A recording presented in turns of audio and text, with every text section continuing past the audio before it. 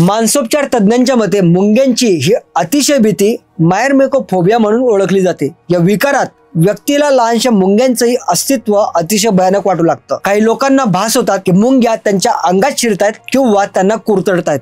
लहानपणी निर्माण झालेली ही भीती वाढत जाऊन फोबियामध्ये रूपांतरित होते आणि नंतर भ्रमांच्याही टप्प्यावर पोहोचते। काही लोकांना तर असे वाटू लागते की पुनर्जन्माचे पापच मुंग्यांच्या रूपात त्यांच्यावर सूड उगवण्यासाठी आली आहेत। करीमनगरचे मानसोपचार तज्ञ डॉक्टर M.A. करीम म्हणतात, हा आजारपण नाही तर एक मानसिक विकृती आहे। कल्पना आणि वास्तव यांच्या सीमारेषा पुसट झाल्या की माणूस अशा भीतीमध्ये अडकतो। ही घटना उघड झाल्यानंतर सोशल मीडियावर एकच चर्चा सुरू झाली। अनेकांनी एवढ्या क्षुल्लक कारणावरून कोणी जीव देता का राव असा प्रश्न विचारलाय। मात्र पोलीस तपास आणि पोस्टमॉर्टम रिपोर्ट नंतर आत्महत्येचं कारण फक्त आणि फक्त मुंग्यांची भीती असल्याचं स्पष्ट झालं। तज्ञ सांगतात की अशा भीतींवर उपचार होऊ शकतात, फक्त वेळेत योग्य सल्ला घेणं आवश्यक आहे। मित्रांनो, जर तुम्हाला किंवा तुमच्या ओळखीतल्या कुणाला मानसिक तणाव, फोबिया किंवा आत्महत्येचे विचार येत असतील तर खाली दिलेल्या हेल्पलाईन नंबरवर तुम्ही संपर्क साधू शकता।